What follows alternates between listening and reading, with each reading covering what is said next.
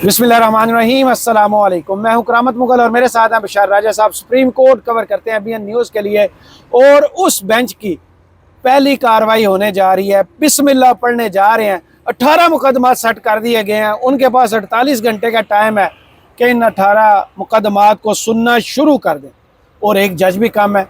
क्या मंजर देख रहे हैं कल जो आईनी बेंच की पहली रूरमाई होगी और इतने बड़े बड़े मुकदमात, उसमें काजी साहब का भी जिक्र है, उसमें इलेक्शंस का भी जिक्र है, उसमें ख़वातीन के हकूक़ का भी कहीं जिक्र आ गया, ख्वाजा आसिफ साहब का भी जिक्र है।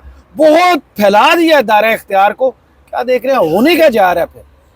बिस्मिल्लाहिर्रहमानिर्रहीम। बहुत शुक्रिया मुगल साहब। ये जो आईनी बेंच कल सुबह 9:30 बजे मुकदमात की समाअत करने जा रहा है ना, आप देखिए 15 तारीख को भी 9 मुकदमात लगे हैं और कल सुबह भी 9 मुकदमात लगे हैं। अब इसमें एक इलेक्शन की एक ऐसी दरख्वास्त आई है कि वो फरवरी में इंतखाबात मई में करवाई जाए, वो उसकी समाअत है। आपके जो वेदर क्लाइमेट माहौलियाती जो है उसके वाले से भी समाअत लगी हुई है। एक दरख्वास्त ऐसी भी आई है कि जनाब साबिक सदर जो आरफ अलवी को बरतरफ किया जाए, उसकी भी समाअत हो रही है। एक दरख्वास्त ऐसी है कि चीफ जस्टिस काजी फाइज साहब, अच्छा ये वो दरख्वास्त, इस बेंच का तो सॉफ्टवेयर फिर अपडेट होने वाला है। एक दरख्वास्त ऐसी भी आई है कि जो साबिक चीफ जस्टिस है ना, काजी फाइज साहब, मैं नाम यार मैं बड़ी कोशिश करता हूँ कि उनका नाम ना लूं, लेकिन करें क्या डोनेट भेजने होते हैं, क्योंकि वो मामलात ऐसे जुड़े होते हैं कि वो सुप्रीम कोर्ट ऑफ पाकिस्तान में इस अदलिया का हिस्सा रहे हैं। अदलिया को उन्होंने चलाया है और तारीख के माथे पर, तारीख के जुमर पर एक स्याह तरीन चीफ जस्टिस के सीयत से वो लिखे जाएंगे, याद रखे जाएंगे। उन जब वो बलूचिस्तान हाई कोर्ट के चीफ जस्टिस बने थे, उसकी तकर्री को भी, तैनाती को भी चैलेंज किया गया था। वो 2017 या 18 में दरख्वास्त दायर हुई थी।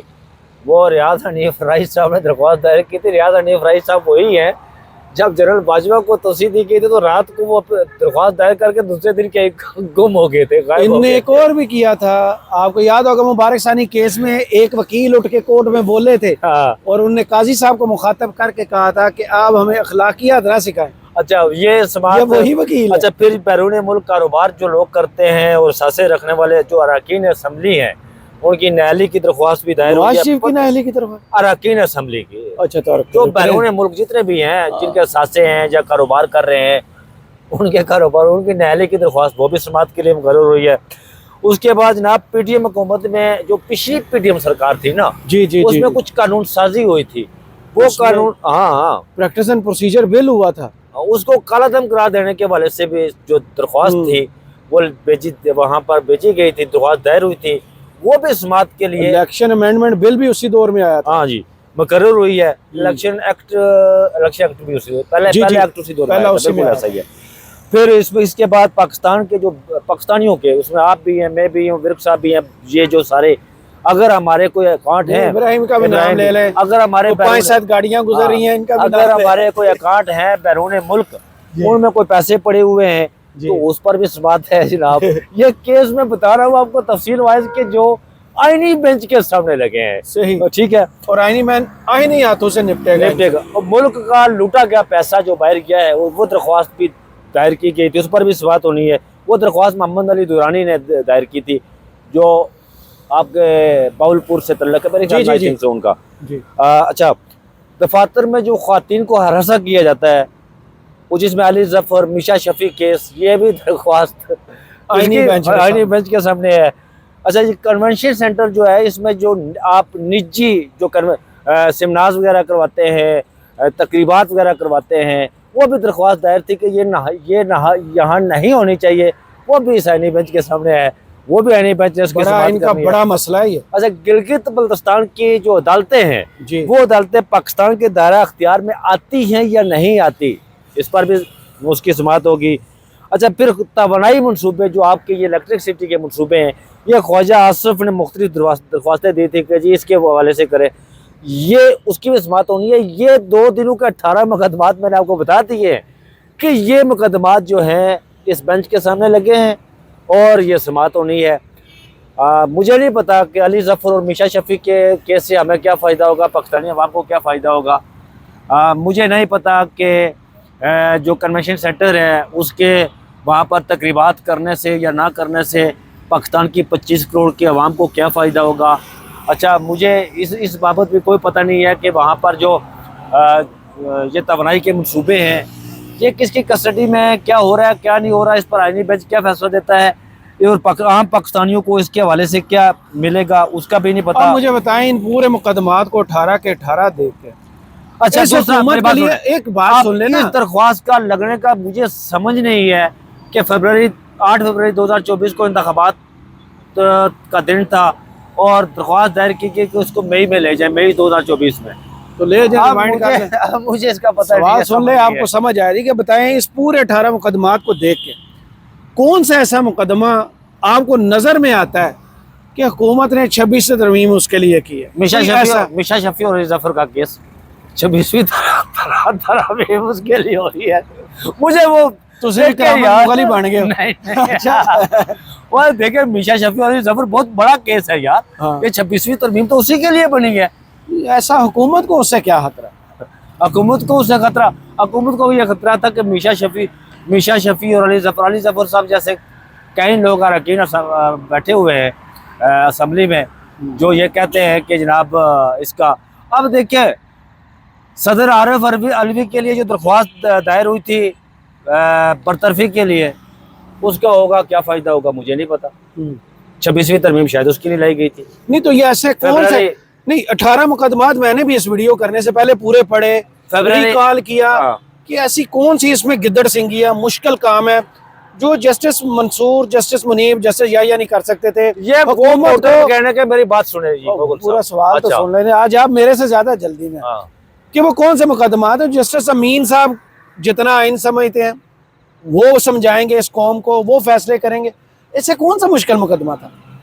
एक अच्छा जो ट्रक ड्राइवर है ना, हाँ, अच्छा पढ़ा लिखा, वो आइन उतना ही समझता है जितना जस्टिस अमीरुद्दीन समझते हैं।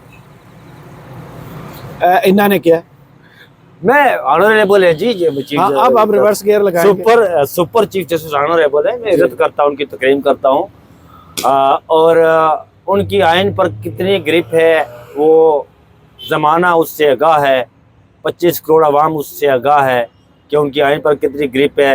उन्होंने आइनी मुकदमात की वो फैसले देते रहे, लेकिन मैं बात कर रहा हूँ आइनी मुकदमात की कि उनकी कितने ग्रिप है, उस पर उन्होंने कितने फैसले दिए जिन्हें बतौर अदालत में बतौर नज़ीर पेश किया जाए। वो सारे पाकिस्तान की 25 करोड़ आवाम, आइनी माहिरीन, कानूनी माहिरीन और दीगर जज, अदालतों के जजेस भी इससे आगाह हैं जनाब।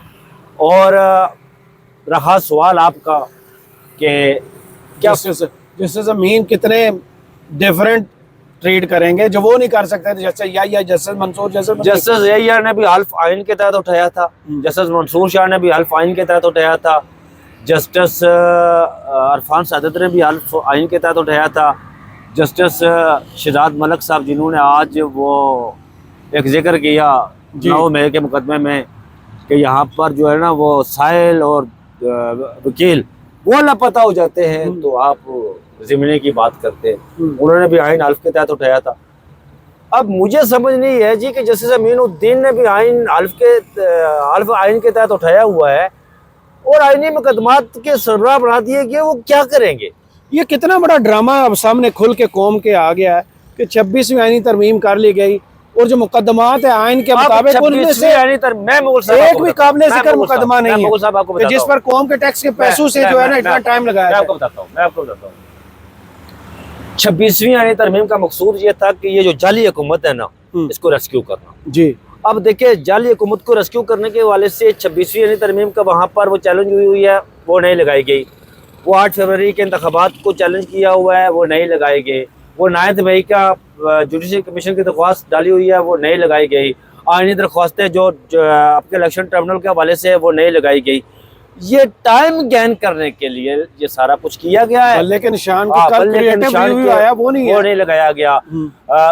ये सारा कुछ टाइम गेन करने के लिए कि वक्त मिल जाए हमें, और हम जो है वो किसी तरह, अगर महीना लगते हैं, 2 महीने लगते हैं, 3 महीने लगते हैं, वो वक्त मिल जाए हमें और हम डंक टपा के अपना जो है ना वो टाइम नहीं, डंक टपा के अपने खांचे भरें, अपने अकाउंट भरें और 3-4 माह हमें मिल जाए तो वो भी गनीमत है ना जी। हाँ। अब देखिए 3-4 माह मिल जाए वो भी गनीमत है। अब देखिए यहाँ पर आप हर वो कानून साजी अपने लिए करते हैं जिससे आपको फायदा हो। मैं अरकान पार्लियामेंट की बात कर रहा हूँ जी। जैसे उन्होंने नैब अमेंडमेंट लाई, वो अमनी केस किधर गए, वो टीटी केस किधर गए, वो अरबों खरबों के पैसे तो चले गए ना, नैब तरमीम वाले में उड़ गया ना सारा कुछ। तो यही बस यही मुद्दा है यहाँ पर, यही मामला है यहाँ पर। दूसरा, काजी साहब को हुकूमत प्रोटोकॉल भी दे रही है, लंदन में भी दे रही है। नून लीग ने आज करारदाद पेश किया और मजम्मत किया कि काजी फाइसा हमारे दिलो जान से अजीज जो है उनको हरासा किया गया, उनकी गाड़ी पर पथराव किया गया, उन पर हमला किया गया। काजी साहब अभी तक निज़ाम के चहीते क्यों हैं? क्या ऐसा है उनके पास जो भी वापस आके वो दे सकते हैं? मुगल साहब, या आप सादे हैं या मुझे बेवकूफ़ बनाने की बात कर रहे हैं। अब देखिए मुझे ये बताएं सर मुगल साहब आप, कि जो एसेट होता है, असासा होता है, उसे ज़ाया तो नहीं किया जाता ना, वो ख़ास मुद्दत के लिए उसे इस्तेमाल किया जाता है। अभी ये खबर चल रही है जी कि उन्हें चीफ इलेक्शन कमिश्नर बनाया जाएगा। क्या नाम है हमारे चीफ इलेक्शन कमिश्नर का? आपके राजा साहब। हाँ, सिकंदर सुल्तान राजा साहब। सिकंदर भी है, सुल्तान भी है, फिर राजा भी है। उनकी जगह उनको लाने के लिए जो है ना वो गुफ्त और शनीद हलकों में शुरू हो गई है। लेकिन मुझे लग नहीं रहा कि काजी जो है ना, लेकिन सुनो टीवी ने हैरान कुन तौर पर, सुनो न्यूज़ एक चैनल है, उसने काजी साहब के हवाले से खबर की कि उन्हें चीफ इलेक्शन कमिश्नर लाया जा रहा है। मैं उसी की बात, हमारे पास खबर थी कि उन्हें स्पेन में सफीर लगाया जा रहा है। मैं उसी की बात, लेकिन मुझे लग नहीं रहा है कि वो चीफ इलेक्शन कमिश्नर बनेंगे। वो सफीर, क्योंकि जो प्रोटोकॉल होता है ना चीफ जस्टिस ऑफ पाकिस्तान का, वो चीफ इलेक्शन कमिश्नर का प्रोटोकॉल तो नहीं होता ना। अब काजी को कल कोई मुंशी कहेगा तो ये क्या करेंगे? मतलब ये तौहीन का नोटिस देते हैं। तौहीन के क्या नोटिस देंगे? 25 करोड़ आवाम मुंशी कहेगी तो उसको तौहीन का नोटिस देंगे। 25 करोड़ को हमने फवाद चौधरी को और इमरान खान को नोटिस नहीं किए थे तौहीन इलेक्शन कमीशन। ये ऐसा नहीं है। वो कोई एम्बेसडर वगैरह अगर उन्हें किसी जगह बना दिया जाए तो वो शायद उसको कबूल कर ले, लेकिन बाकी इन चीज़ों को वो कबूल नहीं करेंगे।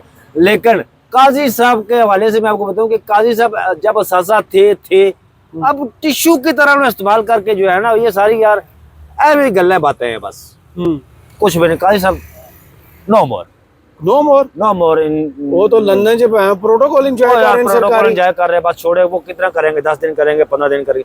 मुझे ये बताएं, यहाँ एक बंदा वो नेजा फेंकने वाला जीत कर आया था, क्या नाम था उसका? अरशद नदीम साहब।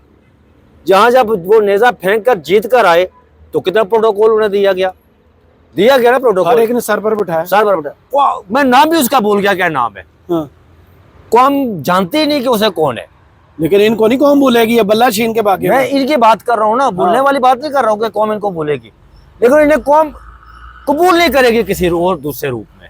अच्छा, हाँ। ये दूसरा, इस कमेटी का आज इजलास होना था, इजलास हुआ है। आईनी बेंच की कमेटी का इजलास 12:30 बजे होना था, कोई उसकी खबर नहीं आई सामने। तो खेल साहब लाहौर में थे, आज नहीं इजलास हुआ। नहीं हुआ? नहीं, कल समात होगी तो कल इजलास हो जाएगा। अच्छा, कल ही हो जाएगा। हाँ, अगले कुछ दिनों के लिए फिर जो है काज लिस्ट, फिर इसका मतलब इन्होंने अकेले ही जारी कर दी है काज लिस्ट। ये केस इन्होंने जजेस कमेटी ने रखे होंगे, उन्हें कॉल की होगी कि ये हैं, तो उन्होंने कहा ठीक है रख दे।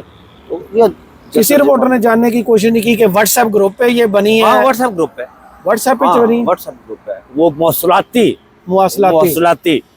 वो सिस्टम एक्टिव हुआ।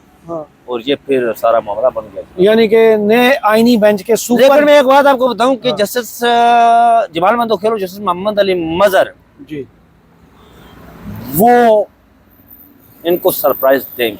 लेकिन मंदोखेल साहब आज लाहौर में 9 मई के मुकदमा सुन रहे थे। अल्लाह की वो सरप्राइज देंगे। सही, चलो लेट्स सी कि कौन सा शाहकार जो अब रूनमा होने वाला है। बड़ा शाहकार का ला गया, स्टेज तैयार है और बिठा दिया गया। देखते हैं मिल के वो क्या गुल खिलाते हैं, क्योंकि जिस किस्म की काज लिस्ट सामने आई है उसमें इस मुल्क के आइन के मुताबिक ऐसा कोई बड़ा केस नहीं है कि जिसको देख के कौम कहे कि यार 26वीं तरमीम ठीक हुई है और हुकूमत ने अपने फ़ायदे के लिए कुछ किया है। बहुत शुक्रिया बशार साहब आपका। कमेंट्स बॉक्स में ज़रूर बताइएगा वीडियो आपको कैसी लगी। अल्लाह हाफिज़।